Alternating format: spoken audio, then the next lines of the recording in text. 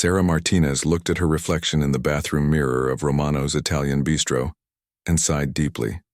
Her dark hair was pulled back in a tight ponytail, and her white uniform shirt had a small stain from the marinara sauce that had splashed on her during the lunch rush. She was only 28 years old but felt much older after working double shifts for the past 2 years. Every morning she woke up at 5 in the morning to get ready for work, and every night she came home after 11 feeling exhausted and drained. The small apartment she shared with her younger sister Maria was nothing fancy.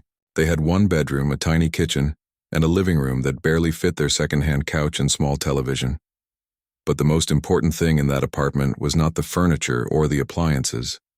It was the old, upright piano that sat against the wall near the window. Sarah had bought it 3 years ago from a family who was moving away. It was not in perfect condition, but it worked, and that was all that mattered to her. Every night when she came home from work, no matter how tired she was, Sarah would sit at that piano and play. Her fingers would move across the keys like she was telling a story without words. She would play classical pieces by Mozart and Chopin, jazz standards that made her feel alive, and sometimes she would even create her own melodies. Playing piano was not just something she did for fun. It was who she was deep inside her heart. Sarah had been playing piano since she was 6 years old. Her mother had worked 2 jobs to pay for piano lessons, and Sarah had shown natural talent from the very beginning. Her teacher, Mrs. Chen, had told her parents that Sarah had a gift that should not be wasted. By the time she was in high school, Sarah was performing in competitions and winning awards. She practiced 4 hours every day after school, and her bedroom walls were covered with certificates and ribbons. When she graduated from high school, Sarah received something that most young musicians only dream about. She got a full scholarship to study at the famous Juilliard School in New York City. Her family had celebrated that night like it was the best day of their lives. Her father had taken pictures of the acceptance letter and showed it to everyone in their neighborhood. Her mother had cried tears of joy and said that all their sacrifices had been worth it. Sarah felt like she was finally on the path to making her dreams come true. But life has a way of changing everything in an instant. Just 3 months before Sarah was supposed to start at Juilliard, her father had a serious heart attack while he was working at the construction site. The doctors said he needed expensive surgery and months of recovery time. The family's insurance did not cover all the medical bills, and suddenly they needed money more than they needed Sarah's education. Sarah made the hardest decision of her life. She turned down the scholarship to Juilliard and stayed home to help support her family. She got a job waitressing at a local diner and gave every penny she earned to help pay for her father's medical treatment. Her dreams of becoming a professional pianist were put on hold indefinitely. That was 6 years ago, and her father was healthy now, but the family was still paying off the medical debt. Working at Romano's Italian bistro was better than the old diner job, but it was still just serving food to people who barely looked at her as a human being. The customers were usually wealthy business people who came for expensive lunches and dinners. They wore suits that cost more than Sarah made in a month and talked loudly about their stock investments in vacation homes. To them, Sarah was just another server who brought their food and filled their water glasses. They never asked her name or said thank you when she went out of her way to make sure their meal was perfect. Sarah's co-workers at the restaurant were nice enough, but they did not really know her. They knew she was quiet and hardworking and that she sometimes hummed while she worked. They knew she lived with her sister and that she was saving money for something important. But they had no idea about her musical background or the scholarship she had given up. They did not know that she had once performed at Carnegie Hall as part of a youth competition. They certainly did not know that she still practiced piano every single night and dreamed of someday playing professionally again. The restaurant had a small upright piano in the corner of the main dining room, but it was mostly used as decoration. Sometimes on special occasions, the owner, Marco Romano, would hire a pianist to play background music during dinner service. Sarah always watched these musicians carefully and noticed their technique and song choices. She could see when they made mistakes or took shortcuts in difficult passages. More than once she had to resist the urge to walk over and show them how the piece should really be played. Every few weeks, Sarah would see job postings for piano players at hotels, restaurants, and event venues around the city. She would read, these advertisements carefully and imagined what it would be like to make money doing what she loved, instead of carrying plates and taking orders. But every time she thought about applying for one of these positions, reality would set in. She needed the steady income from her waitressing job and could not risk losing it for an uncertain music career.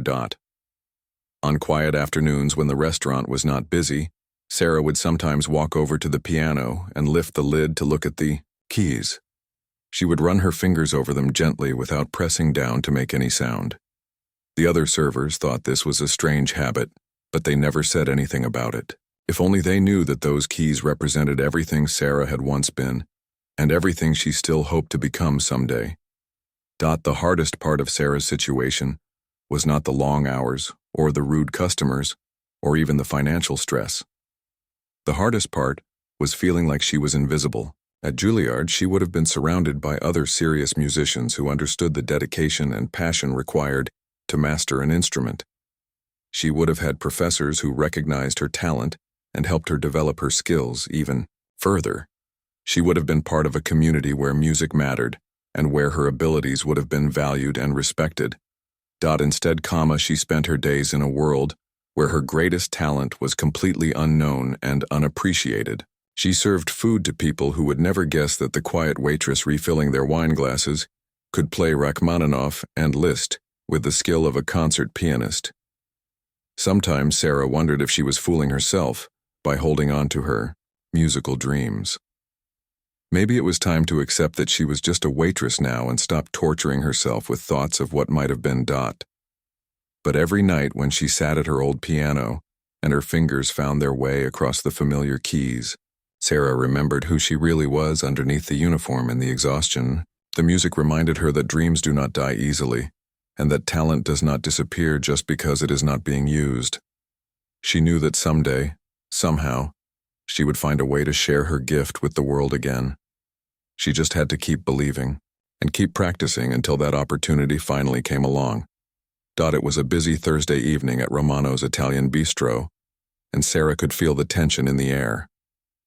The restaurant was completely booked and every table was filled with important-looking people dressed in expensive clothes.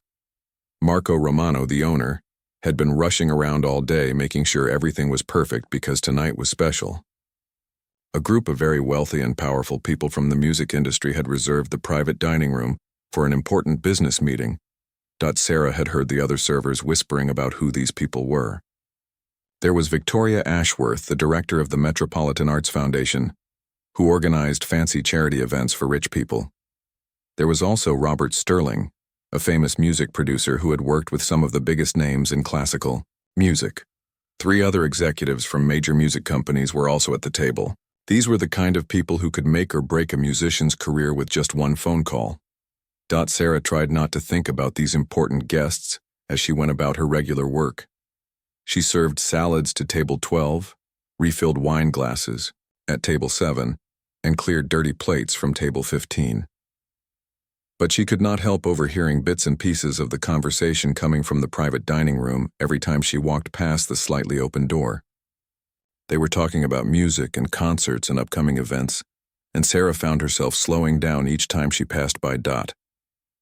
During her break, Sarah learned more about what was happening. Tony, the head waiter, told her that the Metropolitan Arts Foundation was planning their biggest charity gala of the year. It was going to be held at the Grand Ballroom downtown and would raise money for music education programs in public schools.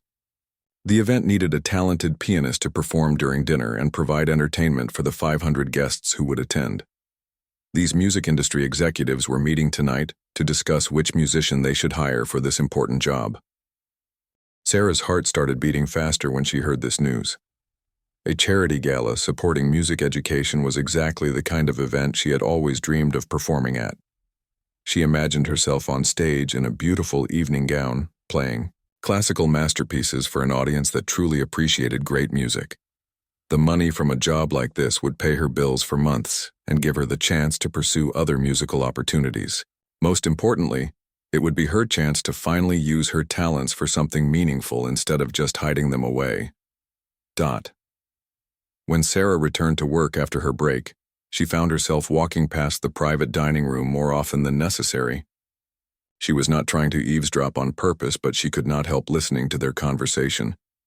Victoria Ashworth was explaining that they needed someone with exceptional classical training who could play both solo pieces and accompany a small orchestra.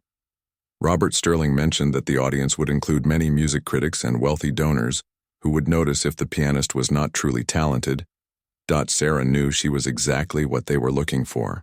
She had performed with orchestras before, and her classical training was as good as any professional pianist in the city. She had played in venues just as prestigious as the Grand Ballroom and had received standing ovations from audiences who understood great music. The only difference was that now she was wearing a waitress uniform instead of a concert gown.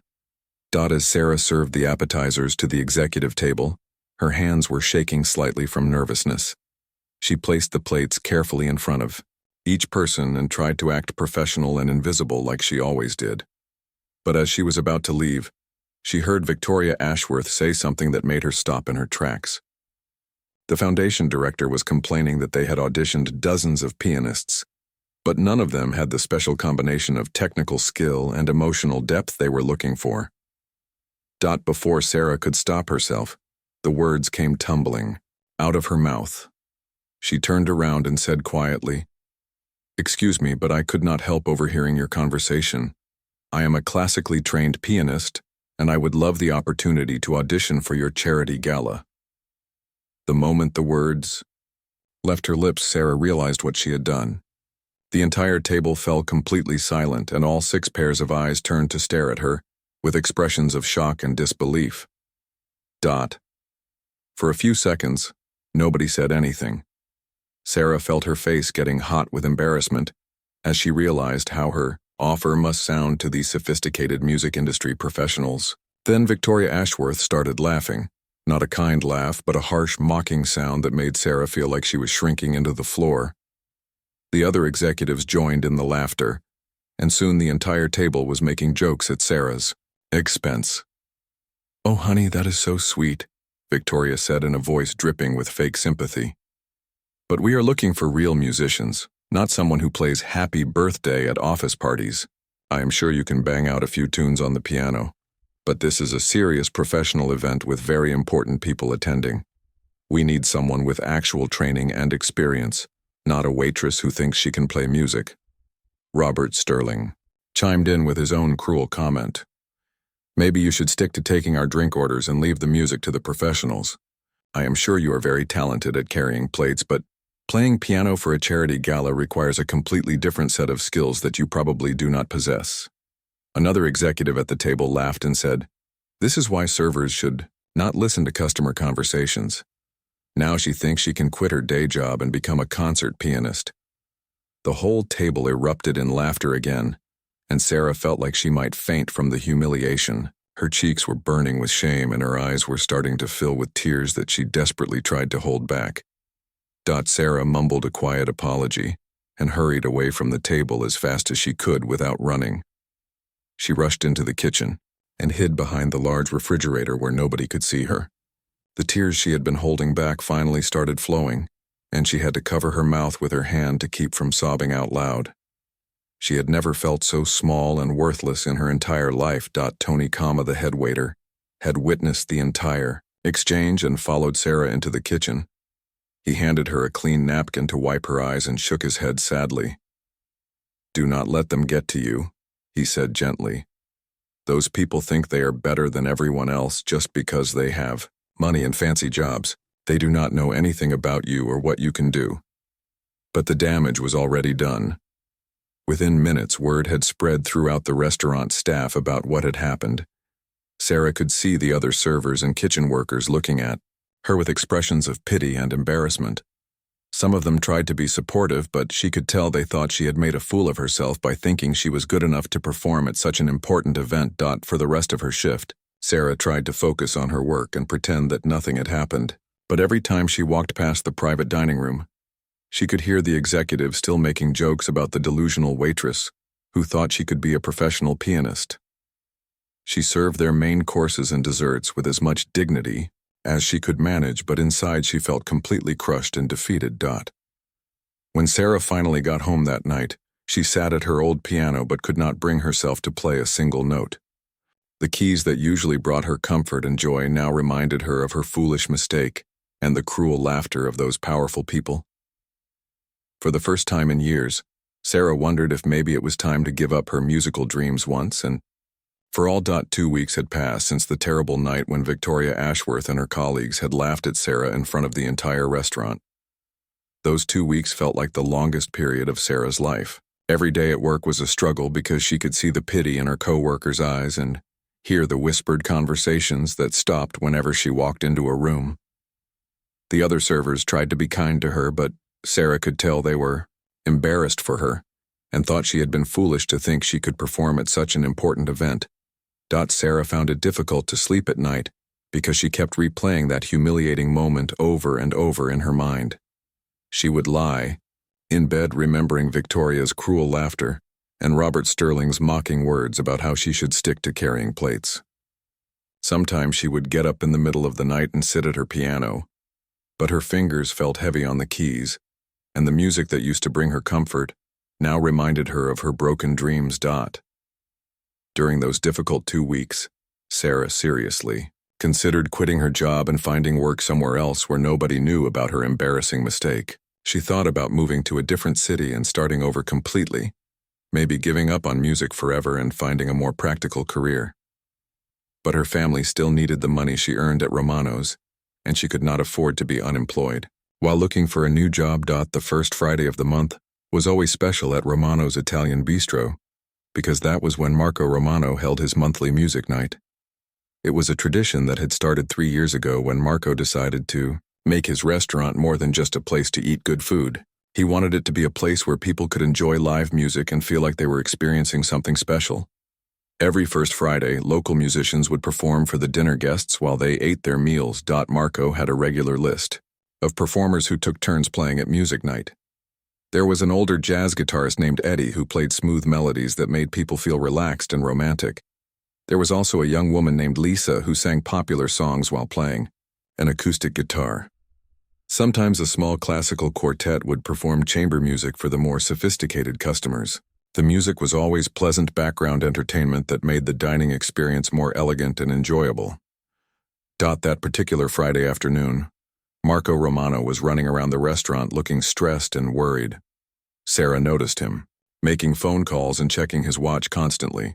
When she asked Tony what was wrong, the head waiter explained that tonight's scheduled pianist had called in sick with the flu. The musician was supposed to play for 3 hours during the dinner service, but now, Marco had no one to provide the musical entertainment that his customers were expecting. Marco tried calling every musician on his contact list, but it was too late notice and everyone was already booked for other events. He even called the music school at the local college to see if any students might be available, but the professor told him that all their advanced piano students were performing in their own recital that same evening. Marco was starting to panic because he had advertised music night in the local newspaper, and many customers had made reservations specifically because they wanted to hear live piano music with their dinner. As Sarah was setting up tables for the evening service, she watched Marco pace back and forth near the old upright piano in the corner of the dining room. The piano had been sitting there unused for weeks because Marco only hired professional musicians who brought their own instruments or preferred the restaurant's piano when it was properly tuned and maintained. Sarah knew that piano better than anyone because she had examined it many times during her breaks and knew exactly how it sounded and which keys might stick slightly. Marco noticed Sarah looking at the piano and suddenly remembered something. A few months ago during a staff meeting, Sarah had mentioned that she played piano as a hobby. At the time, Marco had not paid much attention because he assumed she meant she could play simple songs for fun, not serious classical music. But now, in his desperation, he was willing to try anything to save music night from being a complete disaster. "Sarah," Marco called out as he walked over to where she was folding napkins. "I know this is probably crazy, but did you not tell me once that you play piano? I am in a terrible situation here and I need someone to play background music tonight. Nothing fancy, just some simple jazz standards or easy classical pieces to create a nice atmosphere for the customers." Sarah's heart started beating fast, and she felt her palms getting sweaty.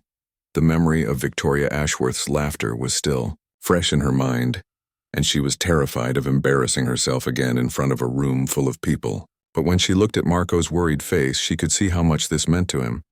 He had always been a kind employer who treated his staff with respect and paid fair wages. He had even given her time off when her father was sick without making her feel guilty about missing work. "I could try," Sarah said quietly, her voice barely above a whisper. "But I have not played in front of people for a long time, and I might not be what you are looking for. Maybe you should keep trying to find a real professional musician instead of settling for me." Marco shook his head and smiled for the first time all day. "Sarah, you would be doing me a huge favor. The customers just want some pleasant background music while they eat their dinner. They are not expecting a concert performance, just something nice to listen to. If you are willing to try, I would be very grateful, and I will pay you extra for helping me out of this difficult situation." As the dinner hour approached, Sarah felt more and more nervous about what she had agreed to do.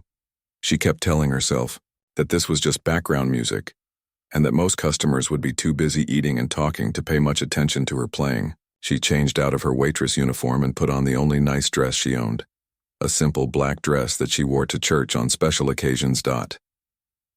When Sarah sat down at the piano bench and adjusted the height, she noticed that her hands were shaking.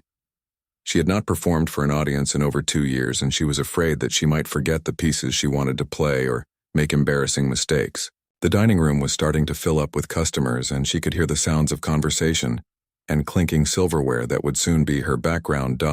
Just as Sarah was about to begin playing, she noticed a familiar group of people being seated at the best table in the center of the restaurant. Her blood turned cold when she recognized Victoria Ashworth, Robert Sterling, and the other music executives who had humiliated her 2 weeks earlier. They were back at Romano's for another business dinner and had no idea that the waitress they had mocked was about to sit down at the piano. Sarah considered getting up and running away, but Marco was watching her expectantly, and the restaurant was full of customers who were waiting to hear music with their dinner.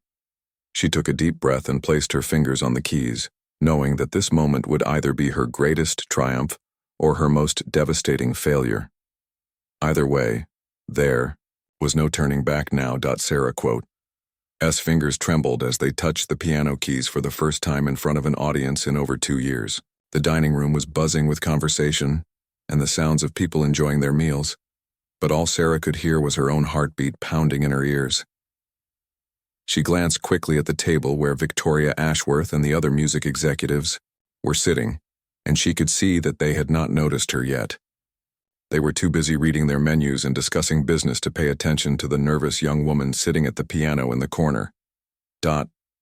Taking a deep breath, Sarah decided to start with something safe and familiar. She began playing Autumn Leaves, a classic jazz standard that she had learned years ago and could play without thinking too hard about the notes. Her fingers moved carefully across the keys, and the gentle melody began to fill the restaurant. At first her playing was tentative and quiet because she was still fighting against her nervousness and self-doubt. Most of the customers continued eating and talking without paying much attention to the soft background music, which was exactly what Sarah had hoped for. She wanted to blend into the atmosphere without drawing any special notice to herself. But as she continued playing Autumn Leaves, something magical began to happen. Her muscle memory took over, and her fingers started moving with more confidence and grace. The years of practice and training that had been locked away inside her began to emerge naturally. As the familiar jazz melody came to an end, Sarah felt a surge of courage that surprised her. Instead of playing another simple background song, she decided to try something more challenging. Without thinking about the consequences, she transitioned seamlessly into Chopin's Nocturne in E-flat major, one of the most beautiful and technically demanding pieces in the classical piano repertoire. The moment Sarah began playing the opening notes of the Chopin Nocturne, something extraordinary happened in the restaurant. The complex harmonies and sophisticated melody were unlike anything the customers had expected to hear during their dinner. This was not simple background music anymore. This was serious classical music being performed at the highest level by someone who clearly had years of professional training and natural talent. The conversations at nearby tables began to quiet down as people turned their attention to the piano. Sarah was completely lost in the music now, her earlier nervousness forgotten as she poured her heart and soul into every note. Her fingers danced across the keys with perfect precision, handling the difficult passages with the skill of a concert pianist. The emotional depth and beauty of her playing brought tears to the eyes of several customers who had not expected to hear such magnificent music during their casual dinner out. Sarah moved from the Chopin Nocturne into a breathtaking rendition of Debussy's Clair de Lune, then seamlessly transitioned into a jazz arrangement of Summertime that showcased both her classical training and her ability to improvise. With each piece, her confidence grew stronger, and her playing became more expressive and powerful. She was no longer just Sarah the waitress hiding behind a piano.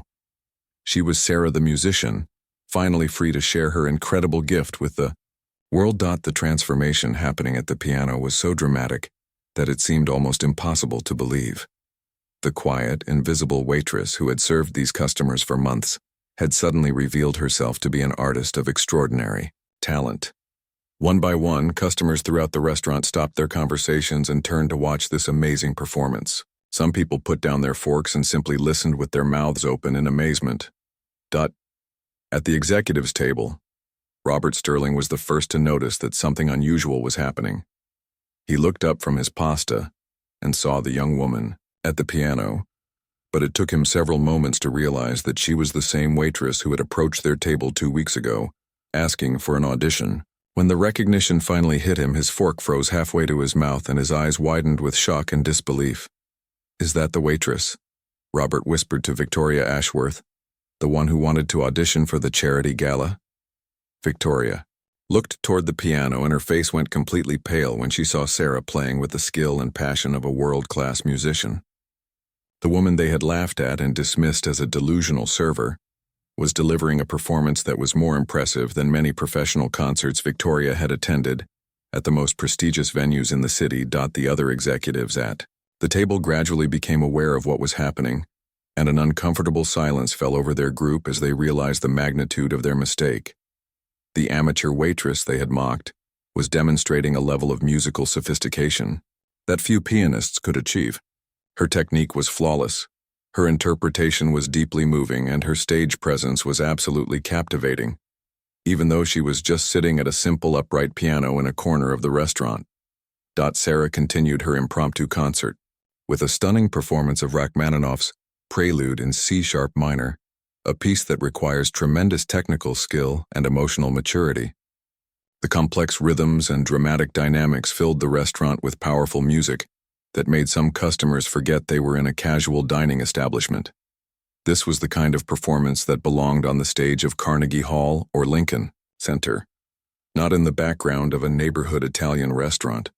As Sarah played, she became completely absorbed in the music and forgot about everything else around her. She forgot about Victoria Ashworth's cruel laughter and Robert Sterling's dismissive comments. She forgot about the financial stress and the medical bills and the years of serving food to people who treated her like she was invisible. In this moment, she was simply a musician, doing what she was born to do, sharing her gift with anyone who was willing to listen. The restaurant had become completely silent except for Sarah's playing. Every customer was watching her with expressions of wonder and amazement. Some people were wiping tears from their eyes because the beauty of her music had moved them so deeply. Others were shaking their heads in disbelief that such incredible talent had been hidden away in their neighborhood restaurant all this time. Even the kitchen staff had stopped working and gathered in the doorway to listen to Sarah's performance. Tony, the head waiter, stood with his arms crossed and a huge smile on his face, feeling proud and vindicated that he had always believed Sarah was special, even when the other staff members thought she was just a quiet, unremarkable server. Marco Romano watched from behind the bar with tears streaming down his face. He had asked Sarah to play simple background music to save his music night from being a disaster, but she had given him and his customers something far more precious. She had given them an evening they would remember for the rest of their lives, a reminder that extraordinary beauty and talent can emerge from the most unexpected places when given the chance to shine. As Sarah approached the climactic ending of the Rachmaninoff Prelude, every person in Romano's Italian bistro was holding their breath and waiting to see how this magical evening would conclude. The transformation was complete. Sarah had proven beyond any doubt that she was not just a waitress with dreams, but a true artist with the power to move people's hearts and souls through her music. As the final notes of Rachmaninoff's Prelude in C-sharp minor echoed through Romano's Italian Bistro, Sarah lifted her hands from the piano keys and sat in complete silence for a moment. The entire restaurant was so quiet that she could hear her own breathing and the gentle hum of the air conditioning system. For what felt like an eternity, nobody moved or spoke or even seemed to breathe. Then suddenly the silence was broken by the sound of one person clapping slowly and deliberately. Sarah looked up and saw an elderly man at a corner table standing up and applauding with tears streaming down his face. Within seconds, his applause was joined by another customer, then another and another. Soon every single person in the restaurant was on their feet, giving Sarah a thunderous standing ovation that seemed to shake the walls of the building. The applause went on for what felt like forever. Customers were cheering and whistling and calling out words of praise and amazement. Some people were wiping tears from their eyes while others were shaking their heads in disbelief at what they had just witnessed. Sarah had never experienced anything like this in her entire life. Even during her best performances as a young student, she had never received such an overwhelming and emotional response from an audience. Sarah stood up from the piano bench and gave a small, modest bow to acknowledge the applause. Her legs felt weak and her heart was pounding with a mixture of joy, relief, and complete exhaustion. She had poured everything she had into that performance, holding nothing back and sharing her deepest emotions through the music. Looking out at the sea of smiling faces and enthusiastic applause, she felt like she might faint from the intensity of the moment. As the applause finally began to die down, Sarah noticed Victoria Ashworth making her way through the crowd of tables toward the piano. The foundation director's face was pale and her eyes were wide with shock and what appeared to be genuine remorse. Behind her came Robert Sterling and the other music executives, all of them looking embarrassed and uncomfortable as they approached the woman they had so cruelly dismissed just 2 weeks earlier. Victoria reached the piano first and stood there for several seconds without saying anything. She seemed to be struggling to find the right words to express what she was feeling. When she finally spoke, her voice was shaking with emotion and her usual arrogance had been completely replaced by humility and shame. "I owe you the most sincere and heartfelt apology that I have ever given to anyone in my entire life," Victoria said, looking directly into Sarah's eyes. "What I said to you 2 weeks ago was not only wrong, but it was cruel and unforgivable. I judged you based on your job and your appearance instead of giving you a chance to show me who you really are. I have been working in the music industry for over 20 years, and I have heard thousands of pianists perform, but what you just did was absolutely extraordinary."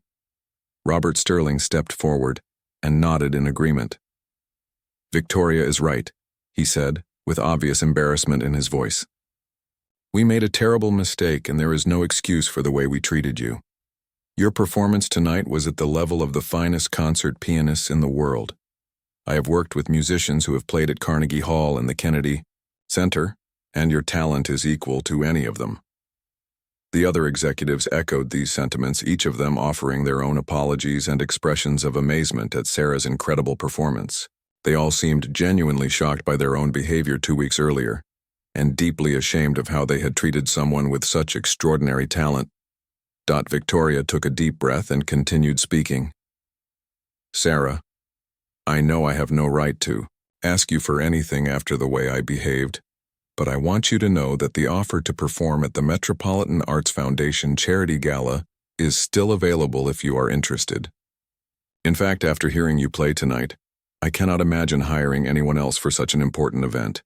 You would be the perfect pianist for our gala, and I would be honored to have you represent our foundation." Sarah was so overwhelmed by this sudden turn of events that she could barely speak. Just 2 weeks ago, these same people had laughed at her and told her to stick to carrying plates. Now they were praising her talent and offering her the exact opportunity she had dreamed about for years. She felt dizzy with the realization that her life might be about to change completely. "I would be very honored to perform at your charity gala," Sarah said quietly, still hardly able to believe what was happening. "Music education is something I care about deeply, and I would love to help raise money for such an important cause." "Victoria, smiled with genuine relief and gratitude. "Wonderful," she said. "I will call you tomorrow to discuss all the details and make sure you have everything you need for the performance. This is going to be a very special evening, and I know our guests will be absolutely amazed by your talent." As the executives returned to their table to finish their dinner, other customers continued to approach Sarah to offer their congratulations and compliments. Many of them asked if she performed regularly at other venues and seemed surprised to learn that this was her first public performance in years. Several people gave her their business cards and asked her to contact them about possible future performances at their own events and organizations. Marco Romano finally made his way through the crowd to reach Sarah, and when he did, he wrapped her in a huge bear hug that lifted her feet off the ground. "Sarah, my dear, you have just given my restaurant the most incredible evening in its entire history," he said with tears in his eyes. "I asked you to play simple background music, and instead you gave us a concert that nobody will ever forget. I am so proud of you and so grateful that you were willing to share your amazing gift with all of us." Over the next few weeks, Sarah's life changed in ways she had never imagined possible. The charity gala performance was a tremendous success and led to dozens of other performance opportunities throughout the city. Music critics who attended the gala wrote glowing reviews of her playing and compared her to some of the finest classical pianists of her generation. She was invited to perform with the City Symphony Orchestra and was offered a recording contract with a major classical music label. Within 6 months, Sarah had left her waitressing job behind and was making a comfortable living as a professional pianist. She performed at concert halls, hotels, private parties, and charity events throughout the region. The story of the waitress who shocked the music world became a local legend, and Sarah was often invited to speak at schools and community organizations about following your dreams and never giving up on your talents. Sarah never forgot the lesson she learned during those difficult years as a waitress, and she made sure to always treat service workers with kindness and respect. She also established a scholarship fund to help young musicians from working-class families pursue their musical education without having to give up their dreams because of financial hardship. Marco Romano kept a framed photograph of that magical evening hanging on the wall of his restaurant, and Sarah still visits occasionally as an honored guest. She sometimes plays a few songs on the old upright piano that gave her back her musical career, reminding everyone who sees her that extraordinary talent can be found in the most unexpected places when we take the time to listen with open hearts and minds.